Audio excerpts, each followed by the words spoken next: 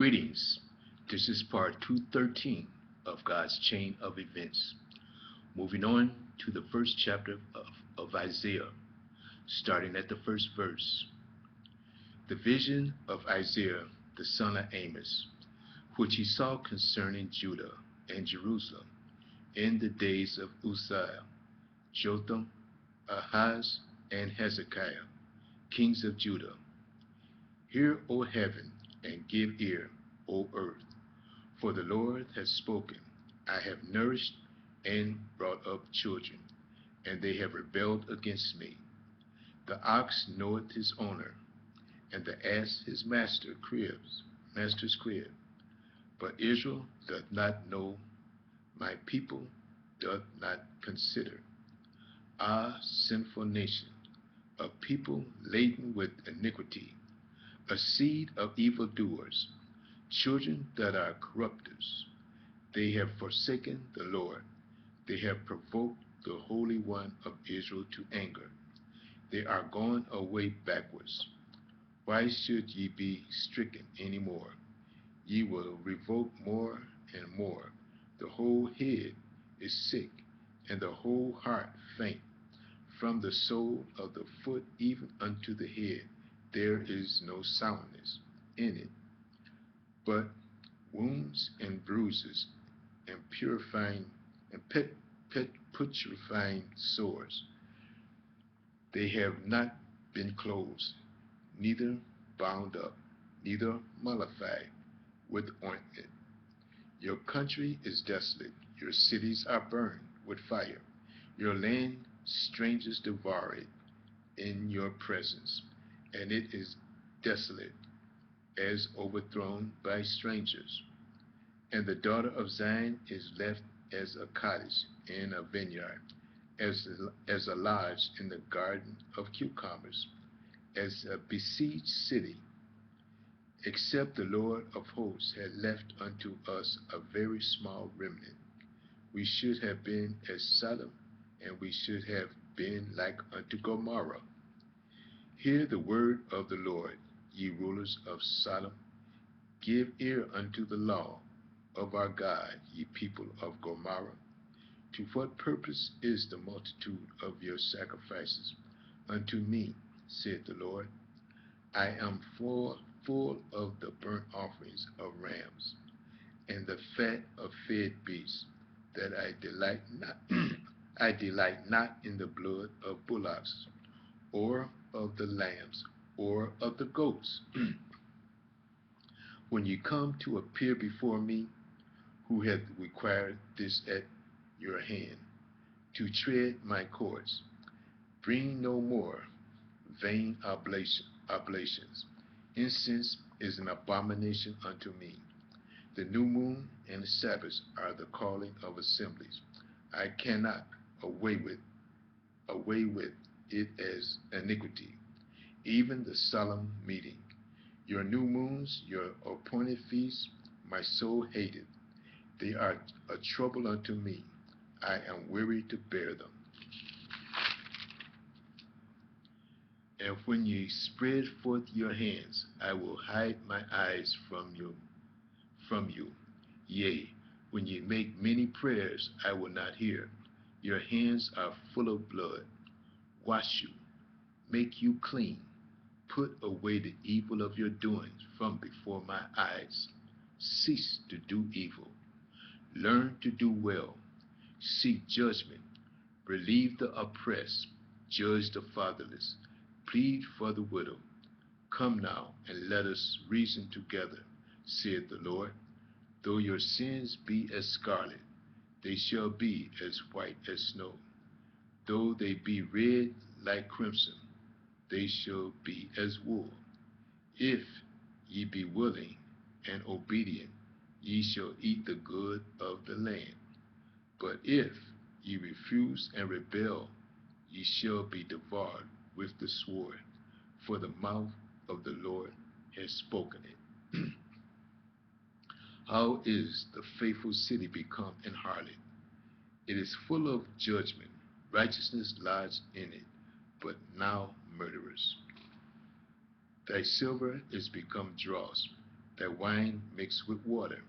Thy princes are rebellious, and companions of thieves. Every one loveth gifts, and followeth after rewards. They judge not the fatherless, neither doth the cause of the widow come unto them.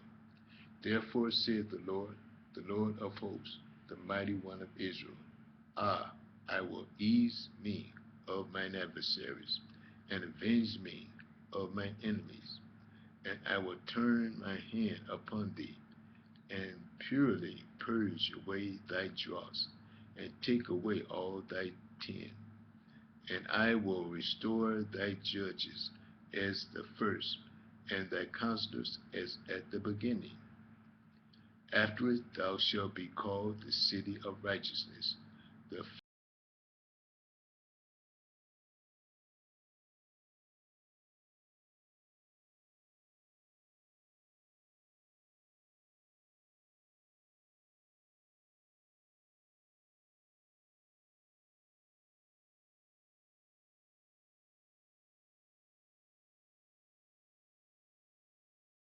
of the oaks which ye have desired, and ye shall be confounded for the gardens that ye have chosen. For ye shall be as an oak whose leaf fadeth, and as a garden that hath no water. And the strong shall be as tow, and the maker of it as a spark. And they shall both burn together, and none shall quench them. Moving on to the second chapter of Isaiah, starting at the first verse. The word that Isaiah, the son of Amos, saw concerning Judah and Jerusalem. And it shall come to pass in the last days that the mountains of the Lord's house shall be established in the top of the mountain, and shall be exalted above the hills, and all nations shall flow unto it. And many people shall go and say, Come ye, and let us go up to the mountain of the Lord, to the house of the God of Jacob, and he shall teach us his ways, and we will walk in his paths. For out of Zion shall go forth the law, and the word of the Lord from Jerusalem. And ye shall judge among the nations, and shall rebuke many people. And he shall judge among the nations, and shall rebuke many people. And they shall beat their swords into plowshares, and their spears into pruning hooks. Nation shall not lift up sword against nation, neither shall they learn war any more. O house of Jacob, come ye, and let us walk in the light of the Lord. Therefore thou hast forgotten thy people, the house of Jacob, because they be replenished from the east, and are soothsayers like the Philistines, and they please themselves in the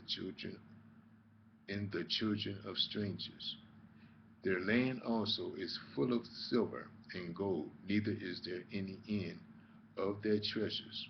Their land is also full of horses, neither is there any end of their chariots. Their land is full of idols. They worship the works of their own hands, that which their own fingers have made. And the mean men bow it down, and the great man humbled himself therefore. Forgive them not. Enter into the rock, and hide thee in the dust, for fear of the Lord, and for the glory of his majesty. The lofty looks of a man shall be humbled, and the haughty of men shall be bowed down, and the Lord alone shall be exalted in that day. For the day of the Lord of hosts shall be upon every one that is proud and lofty, and upon every one that is lifted up, and he shall be brought low. And upon all the cedars of Lebanon that are high and lifted up, and upon all the oaks of Bashan, and upon all the high mountains, and upon all the hills that are lifted up, and upon every high tower, and upon every fenced wall, and upon all the ships of Tarshish, and upon all pleasant pitchers.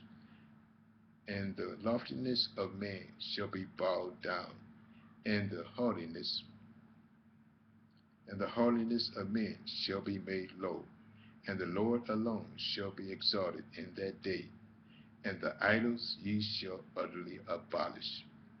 And they shall go into the holes of the rocks, and into the caves of the earth, for fear of the Lord, and for the glory of his majesty, when he arise to shake terribly the earth. In that day a man shall cast his idols of silver, and his idols of gold, which they made, each one for himself, to worship, to the moles, and the to the bats, to go into the clefts of the rocks, and into the tops of the ragged rocks, for fear of the Lord, and for the glory of his majesty, when he arises to shake terribly the earth. Cease ye from man, whose breath is in his nostrils, for wherein is he to be accounted of? We're going to stop here and start part 214 in the next message. View part 214. Thank you.